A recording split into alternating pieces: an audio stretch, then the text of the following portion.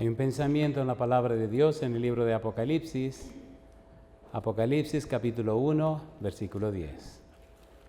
Apocalipsis capítulo 1, versículo 10, la palabra de Dios dice: yo estaba en el Espíritu en el día del Señor y oí detrás de mí una gran voz como de trompeta. ¿Podemos estar en pie para orar? Querido Padre Celestial, acompáñenos, cuídenos, protéjanos y diríjanos. Pedimos su presencia en nuestro medio en esta hora. Rogamos que los ángeles nos acompañen, que su Espíritu Santo pueda trabajar en cada persona presente, pero también en toda aquella persona que nos siga en cualquier lugar del mundo. Rogamos, Señor, que su gracia bendita nos alcance. Pedimos su bendición sobre los amigos y amigas que nos acompañan, sobre los hermanos y hermanas presentes. Rogamos también, Padre, su bendición sobre todos aquellos y aquellas que nos siguen a través de la radio, la internet y la televisión. Que todos y todas en esta hora reciban su gracia bendita. Y ahora, Dios, prepárenos y haga posible que el Espíritu Santo nos traiga palabra de vida para la vida eterna. Que no recibamos palabra de hombre, pero la palabra de Jehová que vive y permanece para siempre. Haga posible, Señor, que estemos en el Espíritu para comprender las cosas espirituales. Quite todo ruido de nuestra mente y permítanos, oh Dios, ser objeto de la presencia de tu Espíritu en nuestra vida. Nos entregamos en su mano santa. Señor, háblenos. Lo pedimos en el nombre de Jesús. Amén. Durante la semana trabajaremos con la serie Un refugio para la familia. La serie lleva como título, en realidad, Apocalipsis, un refugio para la familia. La idea es que en lo que se conoce en la Biblia como apocalíptica bíblica, Dios se encarga de revelar al hombre lo que el hombre no sabe, lo que el hombre no ve. Dios quiere dejar bien claro que Él tiene todo el control en sus manos, que no importa que el pecado haya aparecido, cuando el pecado abundó, sobreabundó la gracia. Cuando el pecado entró y con el pecado la muerte, más tarde entra Jesús y con Jesús entra la salvación y la vida eterna. Cristo dice: yo soy el camino y la verdad y la vida. Nadie viene al Padre si no es por mí. Y precisamente el héroe del libro de Apocalipsis es el Señor Jesús. Por eso, en el capítulo 1, versículo 1 dice, la revelación de Jesucristo que Dios le dio, y dice que Dios hizo posible que esa revelación se manifestara y que esa revelación fuera dada a sus siervos, y esa revelación la envió por medio de su ángel a su siervo Juan. La palabra siervo, que aparece en el versículo 1, se repite 7 veces en el libro de Apocalipsis. Y la idea de ese siervo, de ese doulos, es una persona que es propiedad de Dios, una persona que Dios compró, una persona que pertenece a Dios, una persona tan valiosa que no existe nada creado que lo pueda volver a comprar. Primera de Pedro capítulo 1, versículos 18 y 19 dice que nosotros fuimos comprados con la sangre preciosa de Jesucristo como un cordero sin mancha y sin contaminación. No nos compraron con oro o plata, sino con la sangre preciosa de Jesús. Pablo dice en Romanos capítulo 1, versículo 1, dice: Pablo, siervo de Jesucristo, llamado a ser apóstol, apartado para el Evangelio de Dios. El Evangelio es de Dios porque el Evangelio es Jesucristo. Recuerde que en Juan 3:16 dice: porque de tal manera amó Dios, ¿a quién dice? Al mundo, que ha dado a su Hijo unigénito, para que todo aquel que en él cree no se pierda, mas tenga vida eterna. Ha dado un presente continuo. Dios lo dio, Dios lo da y Dios lo dará. Lo dio para siempre. Dios nos dio a Jesucristo para siempre. Por eso, Cuando usted estudia el libro del Apocalipsis, descubre la revelación de Jesucristo, pero la revelación de Jesucristo que Dios le dio. ¿Quién se la dio? Dios. ¿De quién es el Evangelio? De Dios. ¿Quién es el Evangelio? Jesús. Hay una relación tan íntima, tan estrecha entre el Padre y el Hijo que usted no puede decir aquí sí y aquí no. Tan identificado con el Evangelio está Dios, tan envuelto en la salvación está Dios, que en Jonás capítulo 2 versículo 9 dice, la salvación es de Jehová. Yo digo, alabado sea su nombre. La salvación no es una doctrina, la salvación no es un concepto, la salvación no es algo que aprendo, la salvación es alguien a quien conozco. Y la salvación es Cristo Jesús. Si usted lee el libro de San Lucas capítulo 2, descubre que Simeón dijo, hoy mis ojos han visto tu salvación, versículo 29. Y si usted se sigue leyendo, encuentra en San Lucas capítulo 19, el versículo 10, donde Cristo le dijo en la casa de Zaqueo, hoy ha venido la salvación a esta casa. ¿Quién es la salvación? Jesucristo. ¿Qué es el Apocalipsis? La revelación de Jesucristo. Si Jesucristo es la salvación y Apocalipsis es la revelación de Jesucristo, entonces Apocalipsis nos habla de la salvación. ¿Sí o no? A ver, ¿sí o no? ¿Sí o no? El versículo 3 del capítulo 1 de Apocalipsis dice, bienaventurado el que lee y los que oyen las palabras de esta profecía y guardan las cosas en ella escritas porque el tiempo está cerca. De manera que si usted lee el libro, si usted oye el libro y si lo estudia, recibe una bendición. ¿Es así o no es así? A ver, ¿es así o no es así? Ahora, ¿y qué cosa hay bienaventurados? Recuerde que estamos trabajando con Apocalipsis capítulo 1, versículo 10. Amigo, amiga, hermano, hermano, escuche por favor. Es de vida o muerte entender lo que vamos a estudiar. Es de vida o muerte. ¿Por qué es de vida o muerte? Porque la salvación es una persona que se llama Jesucristo. Y si usted no conoce a Jesucristo, usted no tiene la salvación. Oiga, predicador, ¿qué le pasa a usted? ¿Qué dice San Juan 17:3? ¿Qué dice el versículo 3 de San Juan 17? Y esta es empero la vida eterna. ¿Qué cosa dice? Que te conozcan a ti, el único Dios verdadero. ¿Y qué dice ahora? Y a Jesucristo. ¿Y a Jesucristo qué cosa dice?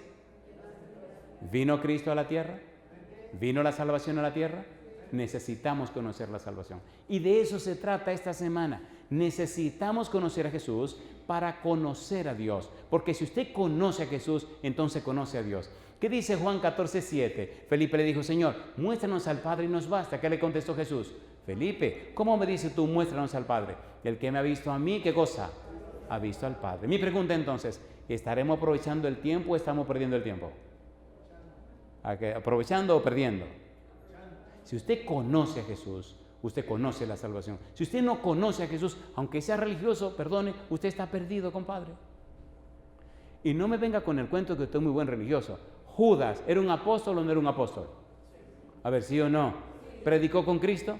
¿Vivió con Cristo? ¿Era uno de los 12? ¿Y se lo llevó el demonio?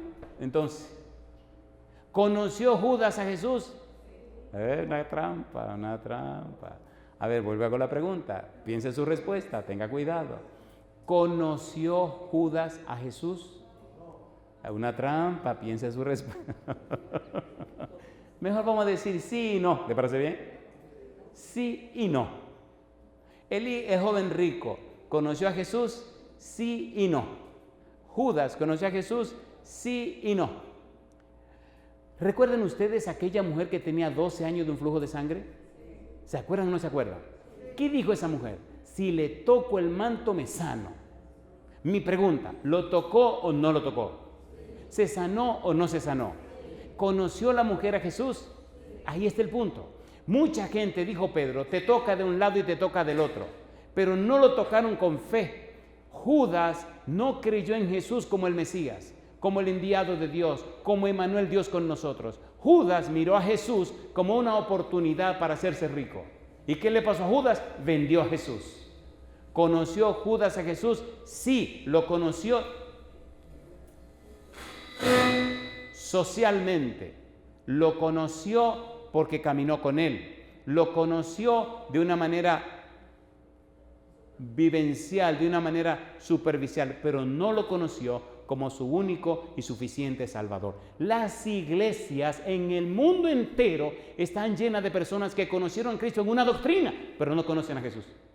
No han experimentado con Jesús, no han vivido la vida de Jesús, no tienen experiencia con Él. Son cristianos muertos, son cristianos doctrinales o dogmáticos, son personas que están en las iglesias, pero Jesús no está en ellos, ¿sí o no? El mundo se está yendo a pedazos, los hogares se están yendo a pedazos y la gente que se llama cristiana apenas llega a ser religiosa en cualquier lugar del mundo, ¿sí o no? Y piensan que esa es la voluntad de Dios, que su matrimonio se lo lleve el diablo, que sus hijos se pierdan. ¿Qué pasó aquí, compadre? En el capítulo 53 del libro de Isaías dice que es por su llaga fuimos nosotros curados, que Dios cargó en Él todas nuestras miserias, todas nuestras tragedias. En Cristo Dios cargó todos nuestros pesares. En Cristo Dios cargó todo lo malo que nos puede ocurrir. Cristo pagó el precio de nuestro pecado. Cristo murió en la cruz siendo inocente como un culpable. Cristo cargó mi cruz sobre Él. Cristo lo hizo todo por mí. La gente lo sabe, pero no lo cree. ¿Sí o no? A ver, ¿sí o no? ¿Sí o no? A ver, ¿sí o no? La gente sabe de Dios, pero no conoce a Dios. En el libro de Génesis capítulo 15, versículo 6 dice, Abraham creyó a Jehová y le fue contado por justicia. Mi pregunta, ¿dice el versículo que Abraham creyó en Jehová? No, dice a Jehová. Hago la pregunta otra vez. ¿Cómo dice el versículo? Abraham creyó a Jehová y le fue contado por justicia. Mi pregunta, ¿los demonios creen en Dios? Sí, pero no le creyeron a Dios. Por eso, ponga claro en su vida, ¿cuál es el conocimiento que yo tengo de Dios? ¿Qué es lo que yo sé acerca de Jesús? Porque si es verdad que usted le cree a Dios, si es verdad que usted conoce a Jesús, y disculpen ahora si tengo que usar algunos verbos en griego para aclarar estas cosas. En español se nos crean una confusión terrible con la teología, porque usamos una sola palabra para todo. ¿Es así o no es así? ¿Es así o no es así? Decimos yo amo a mi esposa, suena muy bien. Yo amo a Dios, suena fantástico, pero también decimos yo amo a mi perro. ¿Y entonces? ¿Es el mismo el amor a Dios, el amor a la esposa y el amor al perro? No, un momento, ¿qué le pasa a usted? Pero en español es la misma palabra. Cuando digo yo conozco a Dios, dice San Juan 17:3, y esta es empero la vida eterna, que te conozcan. El verbo que utiliza es ginosco, un conocimiento por experiencia, un conocimiento existencial, un conocimiento vivencial, un conocimiento cotidiano, un conocimiento porque nos relacionamos, un conocimiento que sale, surge y brota de una experiencia con alguien. No me diga a mí que si usted conoce a Jesús por experiencia, si conoce a Jesús en forma existencial, si conoce a Jesús en forma vivencial, usted va a vivir una vida de pecado. Usted se equivocó. Es imposible estar íntimamente ligado a Jesús y vivir una vida de pecado y de tonterías. ¿Sí o no? A ver, ¿sí o no? Cuando los discípulos querían venir con su poca vergüenza, dejaban que Cristo se fuera adelante, se quedaban detrás y empezaban a discutir quién sería el mayor. ¿Sí o no? Y Cristo le preguntaba, ¿y de qué estaban ustedes hablando? Úpale, y ahí se quedaban atrapados. Y entonces Cristo le decía, ponía un niño y le decía, el que no sea como uno de esos bebés, el reino de los cielos es para los niños. En otras palabras, ustedes necesitan conocerme, necesitan aprender. Conocer a Cristo, el otro verbo es noseo, un conocimiento teórico, un conocimiento. La mayoría de la gente que conocemos en cualquier país del mundo que se llaman cristianos tienen un conocimiento teórico de Jesucristo. ¿Es así o no es así? ¿Es así o no es así? Saben un concepto acerca de Jesús. Y usted dirá, oiga, predicador, ¿y por qué usted dice eso? Jesús dijo, San Juan capítulo 3, el que no naciere de nuevo no entrará en el reino de los cielos. ¿Lo dijo o no lo dijo? Muy bien. De manera que cuando usted conoce a Jesús, hay algo hermoso que pasa en usted. Se llama conversión, se llama arrepentimiento. Se llama nuevo nacimiento. Si usted es una persona que se llama cristiana y usted sabe que no ha nacido de nuevo, que no es una persona convertida, que no se ha producido en usted el arrepentimiento, amigo, ponga sus cosas claras, porque entonces usted no conoce a Jesús. Usted conoció el concepto de Jesús, la teoría de Jesús, la doctrina de Jesús, las doctrinas bíblicas, las creencias cristianas, pero usted no ha conocido a Jesús, porque el que conoce a Jesús nace de nuevo. Segunda de Corintios capítulo 5 versículo 17, ¿qué dice? De modo que si alguno es en Cristo, nueva criatura es. Las cosas viejas pasaron, aquí todas son hechas nuevas. El Apocalipsis nos pone las cosas claras y nos presenta el Evangelio de Jesús, nos presenta la persona Jesús, y junto con la persona Jesús pone bien en claro la persona de Dios. Es tan hermoso este libro que cuando usted lo estudia, lo analiza, usted se le va el tiempo y es tan interesante el estudio del libro y es tan apasionante que me llena de gozo saber que no se escribió como ningún otro libro de la Biblia. Si usted no sabe leer el Apocalipsis, no lo sabe leer, y si lo lee como no es, no lo va a entender. Alabado sea el nombre de Dios. Usted me está complicando la cosa, predicador. Pues vamos a aclararla entonces, mi amigo. Hay una página que se llama lavozdelconsolador.org. Vaya a esa página y en la portada, en la página de entrada, abajo, hay un letrero que dice PDF. Y ahí hay un artículo que escribimos, cómo entender el libro, cómo leer el libro de Apocalipsis. El Apocalipsis se parece a las dos manos que usted tiene. Los dos dedos pulgares llamaríamos a este prólogo y a este le llamaríamos epílogo. Y tiene 8 visiones, 4 en la parte histórica, 4 en la parte escatológica. Tiene que saber cómo se leen las visiones. Vaya a la página, mire la portada, copie eso, grábelo, sáquele una copia y usted allí puede leerlo y estudiarlo todas las veces que quiera. No tiene que pagar nada, no le estamos vendiendo nada, no va a aparecer ningún retiro que diga que es una donación.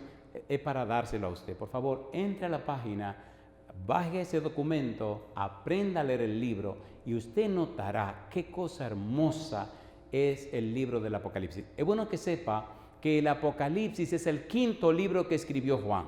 Juan escribió 5 libros y todos pertenecen a una colección llamada la Cristología de Juan.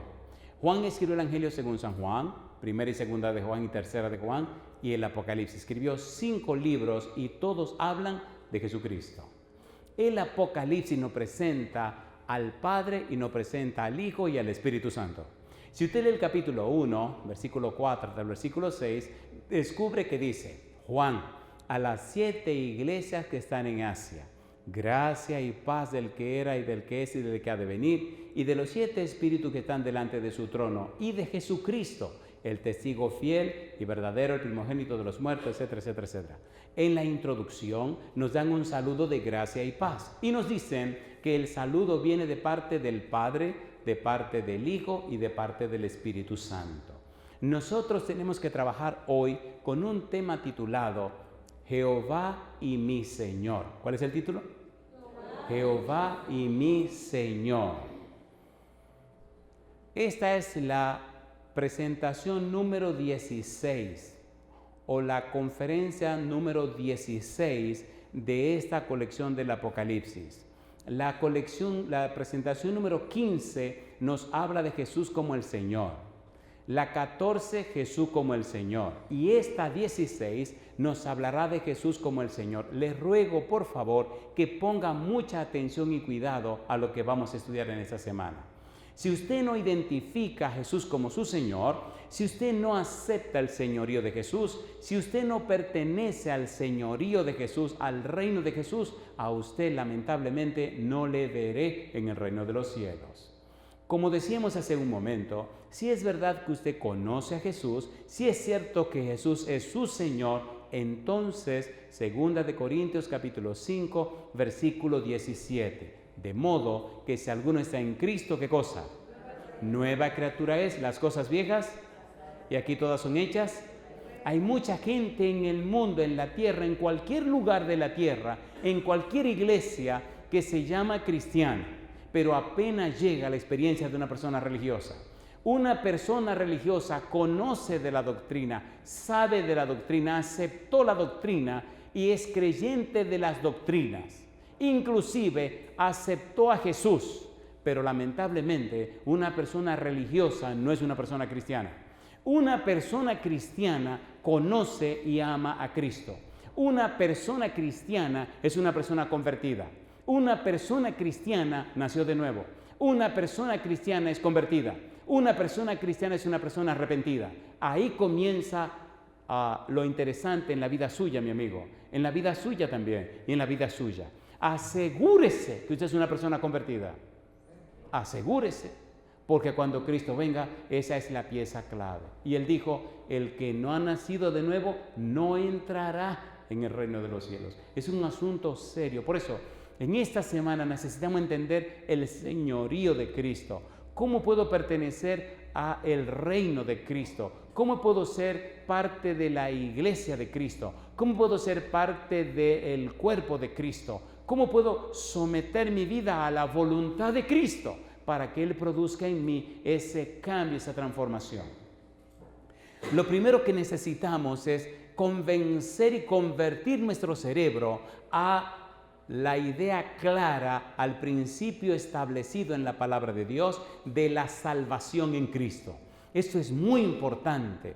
Hay 3 elementos fundamentales en este proceso. Número 1, la Biblia. Número 2, la ciencia. Número 3, las creencias. Necesitamos ver estas 3 cosas y de alguna manera involucrarla con nosotros para que nuestro cerebro codifique, nuestro cerebro se despierte, nuestro cerebro entienda, pueda comprender lo trascendente de la persona de Cristo, lo trascendente que hizo Dios por nuestra salvación, lo inconmensurablemente grande que ha hecho el cielo para garantizar, para asegurar nuestra salvación. No es un asunto religioso, es un asunto de relación. No es un asunto de religión, es un asunto de relación. Es una persona que se ha involucrado en esto, se ha envuelto en esto. Una persona que se comprometió en esto. Una persona que lo puso todo en el altar, lo puso todo en la mesa. Una persona que lo perdió todo para asegurarnos la salvación de la vida eterna en Cristo Jesús. Y esa persona se llama Dios. ¿Es verdad o no es verdad? ¿Es verdad o no es verdad? Dios quedó en bancarrota por amor a usted. Una gente muerta, ¿cuánto tiene? Dígame, ¿qué tiene un muerto? ¿Cuánto tiene un muerto? Nada. ¿Qué tiene un muerto? Nada. ¿Cuánto tiene un muerto? ¿Cómo le reclama usted a un muerto? Págame, que tú me debes. Compadre, el tipo se murió. ¿Murió Cristo o no murió en la cruz? ¿Por amor a quién? No. ¿Por amor a quién? A usted. Cristo murió por usted. Olvídese del resto de la humanidad. Usted es el objeto del amor de Cristo. ¿Es grande esto o no es grande? ¿Es grande o no es grande? Necesitamos la Biblia para que el cerebro se nos despierte. Es solo la Biblia que despierta nuestro cerebro. Es solamente el estudio de la palabra de Dios que hace posible que brille la luz en nuestro cerebro. Tenemos los cerebros apagados, acabados, destruidos, ideas, conceptos, preconceptos, criterios, opiniones, una montaña de tonterías que nos alejan y nos separan de Dios. ¿Sí o no? ¿Sí o no? Estamos distraídos espiritualmente. Distraer en latín significa distraere, significa alejar de. Nos tienen alejados de Dios. ¿Sí o no? A ver, ¿sí o no? Los afanes de la vida, las ocupaciones diarias, ni siquiera nos dan tiempo para sacar un buen momento y estar en comunión con el Señor. Estoy muy ocupado. Si usted está tan ocupado, amigo o amiga, que no tiene tiempo para Dios, usted no está ocupado, no, usted está perdido, compadre, completamente perdido. No importa el cargo que usted tenga, ni lo que... Mire, no importa quién sea usted. Si usted no tiene tiempo para Dios, usted se fastidió. Estaba en un país muy sofisticado, muy fino, con gente muy educada, gente muy... lo que usted quiera. Y cuando dije esa frase, alguien como que medio se me molestó. Me dice, entonces significa que es obligatorio, que hay que sacar tiempo para el Señor. Le dije, ¿usted está casado? Claro. ¿Tiene hijos? Claro. ¿Saca tiempo para su esposa? Bueno. ¿Saca tiempo para sus hijos? Bueno. Usted termina en un divorcio y sus hijos van a ser delincuentes. Si usted no le dedica tiempo a lo que usted ama, eso se pierde o no se pierde. ¿Se pierde o no se pierde? Si usted tiene vacas en su corral, ¿tiene que sacar tiempo para ordeñarlas, sí o no? A ver, ¿sí o no? ¿Tiene que sacar tiempo para cambiarlas de un potrero al otro potrero? ¿Sí o no? Tiempo, amigo, amiga, es con lo que se mide la vida. Y a lo que usted le dedica tiempo, le está dedicando su vida. Su esposo, su esposa, sus hijos, sus hijas necesitan de su tiempo. Y usted dirá, pero predicador, usted viaja mucho. Sí, pero pregúntele a mi esposa mi tiempo, ¿cómo lo usamos? Cuando llego a mi casa de cualquier viaje, yo no estoy para nadie, estoy para mi esposa y mis hijos. Y en muchas ocasiones me los llevo. Y nada más le digo, mi negro, aguánteme un poquito ahí que el Señor ya viene pronto. Vamos a pasar la eternidad juntos en el reino de los cielos. ¿Es verdad o no es verdad? A ver, ¿es verdad o no es verdad? ¿Es verdad o no es verdad? ¿Cómo se llama el tema de hoy? Jehová y mi Señor. Pienso que ya podemos ir entrando al tema, ¿le parece bien? Ahora, ¿es hermoso el libro o no es hermoso el libro? El Apocalipsis es una belleza. Mire, uno descubre las bellezas de Dios, las bellezas de Jesús. El libro comienza, Cristo en la tierra, en la visión número 1. Apocalipsis capítulo 1, versículo 10, hasta el Apocalipsis capítulo 3, versículo 22. En esa primera visión, Cristo aparece en la tierra, caminando entre los candelabros. Los candelabros representan las 7 iglesias. Las 7 iglesias representan los 7 periodos históricos de la iglesia cristiana. ¿Qué nos están diciendo? Que Cristo siempre está presente con su pueblo. Bendito sea su nombre. ¿No dijo él eso en San Mateo capítulo 28, versículo 20? Y aquí estoy con vosotros todos los días. ¿Hasta cuándo? Hasta el fin del mundo. ¿Está Cristo con nosotros o no está? El libro termina en el capítulo número 21, versículo 5, hasta el capítulo 22, versículo 5, la visión número 8, termina diciendo que Dios morará con su pueblo.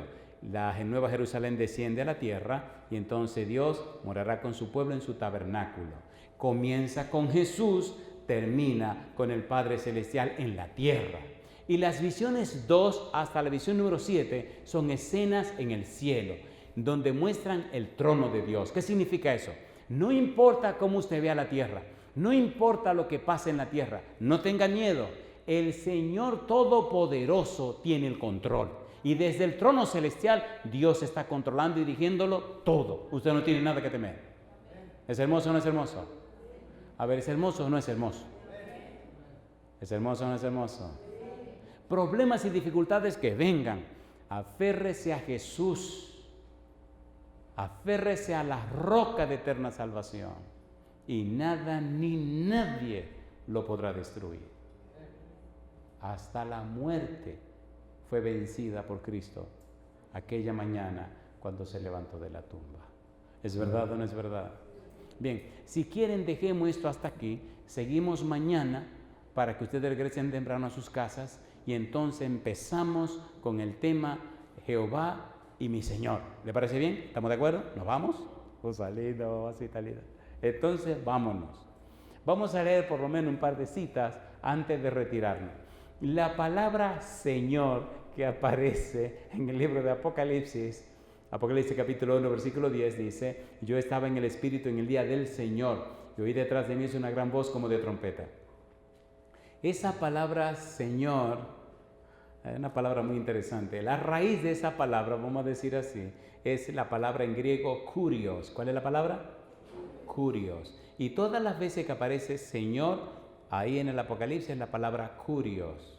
Hay toda una taxonomía o clasificación de la palabra kurios, pero nos interesa una sola idea. Nos interesa la palabra kurios aplicada al Señor Jesús. Kurios que se refiere a Jesús como el Señor. Es bueno que usted sepa que el Nuevo Testamento se escribió en griego koiné o griego común. Y es bueno que usted sepa que esa palabra kurios en griego koiné significa o se traduce como Señor, amo y dueño. ¿Cómo se traduce? Señor, amo y dueño. Y que la palabra kurios se define como que tiene autoridad. ¿Cómo se define? Que tiene autoridad. Recuerde que estamos trabajando con un método que se llama bíblico gramático, descriptivo. ¿Cómo se llama el método? Bíblico, gramático, descriptivo. Bíblico, solo usaremos la Biblia. Gramático, las palabras de la Biblia. Buscaremos la definición de las palabras. Y descriptivo, porque la Biblia nos explicará el significado y el valor de las palabras que usemos. ¿Es hermoso o no es hermoso eso? ¿Es hermoso o no es hermoso?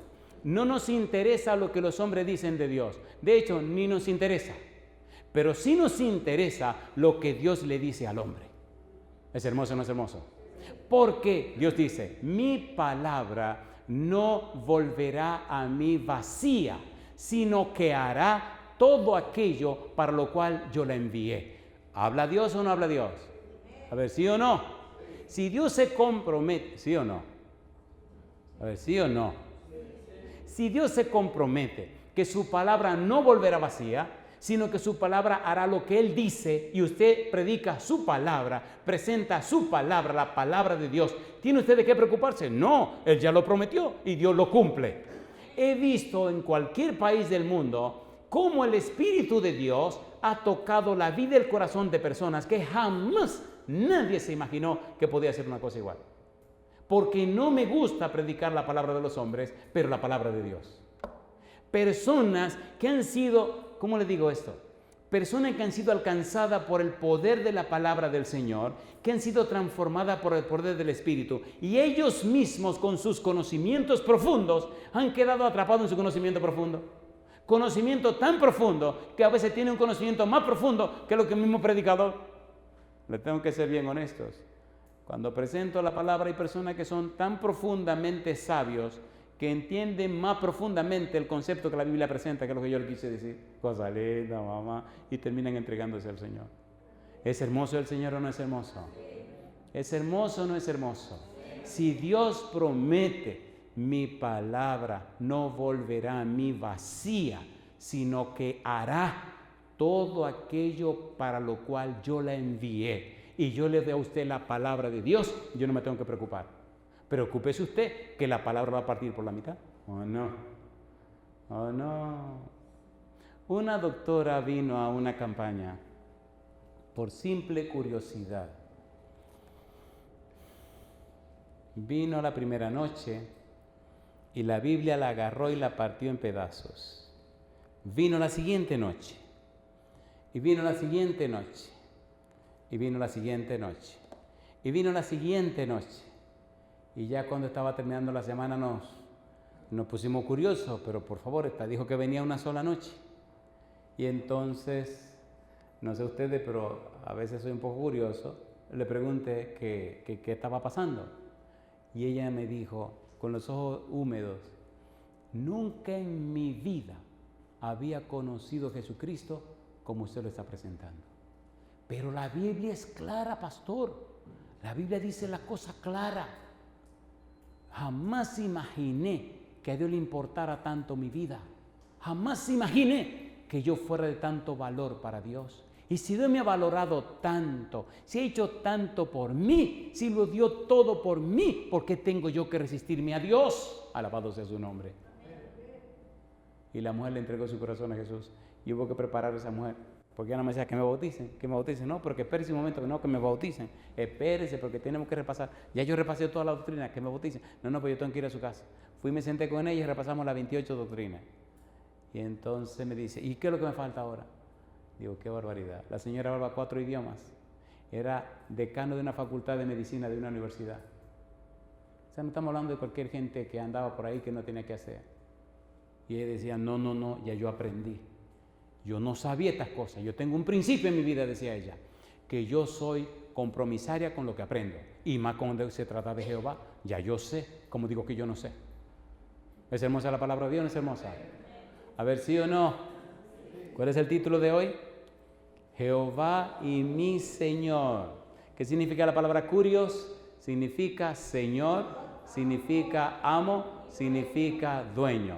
¿Cuál es la definición de la palabra? Que tiene, ¿qué cosa? Autoridad. ¿Es linda la Biblia? ¿Quieren que definamos la palabra autoridad? ¿La quieren o no la quieren? A ver, ¿la quieren o no la quieren? Bien, definamos la palabra autoridad Y entonces hagamos una decisión de entregarnos a Cristo Jesús y dejemos que el Espíritu Santo transforme nuestra vida. ¿Le parece bien? ¿Le parece bien? Mire, usted no tiene que andar pintándose mucho ni arreglándose demasiado. No, deje tranquila. Entréguese a Jesús. El Señor dice, venid a mí todo lo que estáis, ¿cómo? Trabajados y cargados. ¿Y qué dice? Y yo os haré descansar. No haga muchas monerías. Créale a Jesús y venga como usted está. ¿Recuerda usted aquel leproso, San Mateo capítulo 8, versículo 1 al 3, que vino donde Cristo Jesús con toda su lepra? ¿Se acuerda o no se acuerda? ¿Se acuerda o no se acuerda? ¿Qué dijo el leproso? Déjame sanarme para ir a Jesús. ¿Dijo eso? No. Vino como estaba. ¿Y qué le dijo el leproso a Jesús cuando lo encontró? Señor, si quieres, ¿qué cosa? Puedes limpiarme. ¿Y qué dijo Cristo? Lo tocó y le dijo, ¿qué cosa? Quiero, sé limpio. ¿Recuerda usted en el libro de capítulo 8 de San Juan, que a una señora la encontraron en adulterio y la trajeron donde Jesucristo, y los tipos que la trajeron tenían piedras en las manos? ¿Se acuerdan o no se acuerdan? ¿Adulteró o no adulteró? ¿La ley mandaba apedrearla o no mandaba apedrearla? Y cuando llegaron donde Cristo Jesús, ¿qué le dijeron a Jesús? Esta mujer fue sorprendida en adulterio y Moisés manda que la apedremos. ¿Tú qué dices? Va saliendo, mamá. Jesucristo se queda tranquilo y se pone en el suelo a escribir. Y ellos se desesperaron. ¿Tú qué dices? Y me gusta Cristo que se levanta. Me imagino que tenía una sonrisa en el rostro, porque eso es lo que dice Hebreos capítulo 1, versículo 9. Dice que fue ungido con óleo de alegría más que sus compañeros. Me imagino a Cristo con una sonrisa en el rostro y le dijo, muy bien, el que de ustedes esté libre de pecado, que le tire la primera piedra. ¿Quiénes fueron los primeros que tiraron las piedras?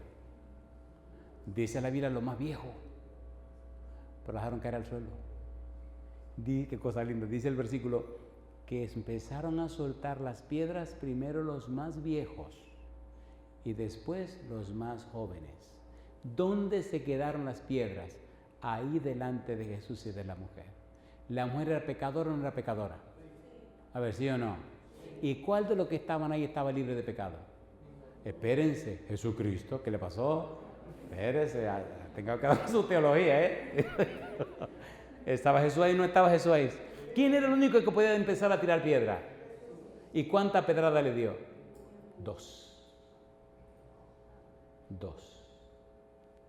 Tienen que estudiar, tienen que analizar su teología, Veo que están flojos en esta teología. Cristo le dio 2 pedradas. 2 pedradas que son las que Él quisiera que usted y yo le demos a los pecadores. 2 pedradas que dejaron a esa mujer bañada en sangre. La dejaron bañada en la sangre de Cristo Jesús. Primera pedrada. Mujer, ¿dónde están los que te acusaban? ¿Ninguno te condenó? No. Pues mira, pedrada número 1. Ni yo te condeno. Y segunda pedrada. Vete y no peques más. ¿La perdonó o no la perdonó? ¿La perdonó o no la perdonó? ¿Esa mujer se encontró con Cristo Jesús? ¿Cuánta pedrada merece usted? 2. Qué cosa linda, mamá. ¿Cuáles son esas pedradas que usted merece? Pedrada número 1. Ni yo te condeno. Pedrada número 2. Vete y no peques más. Seamos sinceros. ¿Cuánto quisiéramos ser apedreados por Cristo Jesús? Levantemos la mano. Lo que queremos ser apedreados por Jesús. ¿Pueden ponerse en pie? Todo lo que quieren ser apedreados esta noche, pónganse en pie. Quiero decirle que la muerte por lapidación, la muerte por apedreamiento, es una muerte espantosa. No solo le parten los huesos de la cabeza, sino que le parten huesos del cuerpo. ¿Quisiera usted ser partido en pedazos por las 2 pedradas del Señor Jesús? ¿Seguro? Usted está muy positivo, compadre. A ver si su Biblia tiene este versículo. San Lucas, capítulo 9, versículo 23. Voy a leer este versículo y si usted dice sí, usted se pondrá aquí al frente conmigo para terminar esta reunión. San Lucas, capítulo 9, versículo 23. Si usted acepta lo que aquí dice, entonces venga conmigo y terminemos aquí al frente con una oración. ¿Qué dice? Y decía a todos, ¿qué cosa?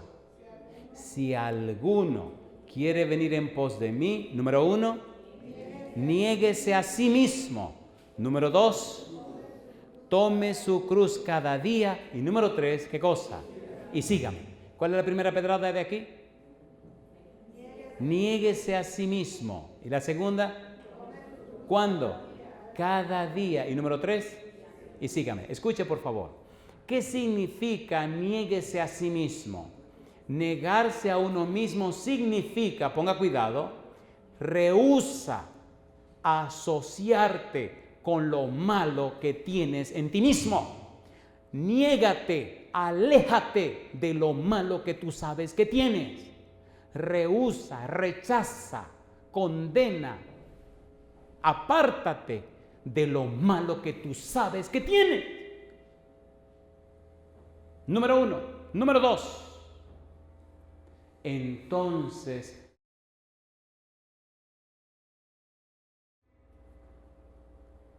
cada día,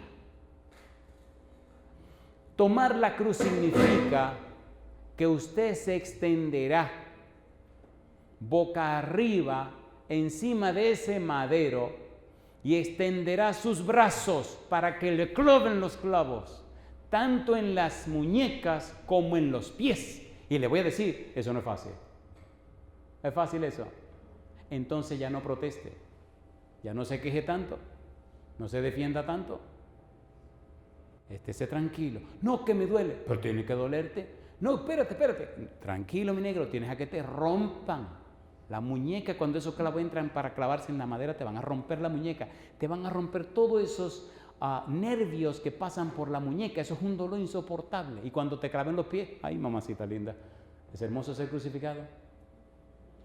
A ver, bueno, ¿qué están pensando? Ahora le viene la pregunta. ¿Quisiera usted ser lapidado, apedreado por el Señor Jesús? ¿Quisiera usted recibir su cruz cada día para seguir a Jesús? ¿Quisiera usted negarse a usted mismo? Y aquí viene mi pregunta final. ¿Le gustaría caminar la senda de Cristo Jesús? ¿Renunciar a usted mismo para vivir la vida de Cristo Jesús? Gálatas 2:20 dice, con Cristo estoy, ¿cómo? Juntamente crucificado, y ya no vivo yo, más vive Cristo en mí, y lo que ahora vivo en la carne, lo vivo en la fe del Hijo del Hombre, el cual me amó y se entregó a sí mismo por mí. Aquí viene mi invitación. Amigo, amiga, hermano, hermana, ¿quisiera usted tomar la decisión de ser crucificado con Cristo en la cruz? Entonces le invito a que venga conmigo. Vamos a reunirnos aquí al frente y vamos a orar. Vamos a pasar al frente para decirle a Cristo, Señor, he tomado mi decisión voluntariamente, premeditadamente, abiertamente, decididamente, de colocarme del lado suyo para ser crucificado con usted en la cruz. Señor, he tomado la decisión de reconocerle como mi Señor, mi dueño, mi amo. Señor, le doy todo derecho sobre mi vida. Le doy el derecho de tener autoridad sobre mí. La palabra autoridad significa influir sobre los demás. Tener autoridad significa que usted influye sobre otra persona. Cuando Cristo es su Señor, Cristo influye sobre usted. Cristo tiene autoridad sobre usted. El Espíritu Santo, 2 Corintios 3:18, comienza a trabajar en usted en base al derecho que usted le da a Cristo.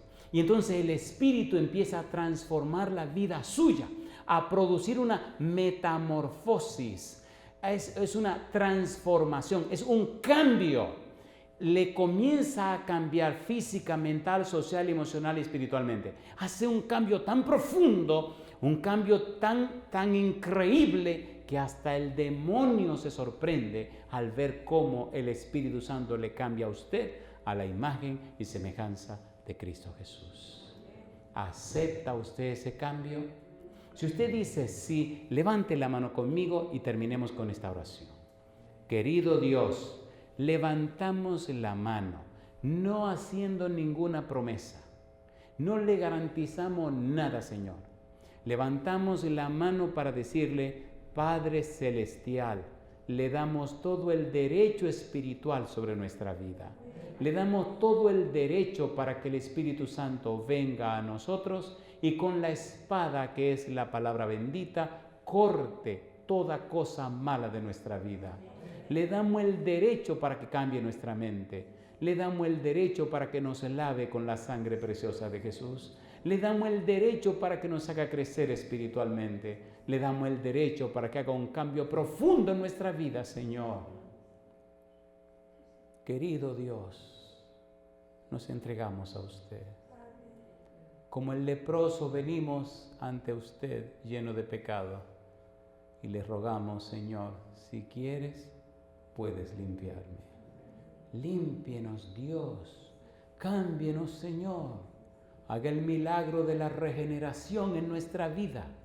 Haga el milagro de la conversión y el nuevo nacimiento. Produzca en nosotros el arrepentimiento, el cambio de la mente, para que nuestra vida sea un testimonio poderoso, Señor, que haga posible el cambio en nuestro hogar, de los miembros de nuestra familia, y nuestro testimonio cambie también a los amigos y amigas, hermanos, familiares y relacionados. Que nuestra vida sea luz en la oscuridad de este mundo. Que nuestra vida sea poderosa, Señor, para salvación y vida eterna. Padre querido, Padre amado, usted que es el Dios de lo imposible. Gabriel dijo, porque para Dios nada es imposible. Entonces venga a nuestra vida ahora, Señor, y cámbienos. Se lo rogamos, se lo pedimos, Señor, en el nombre santo y bendito de Jesús. Amén, Señor. Amén, Jesús. Amén. Que Dios les bendiga.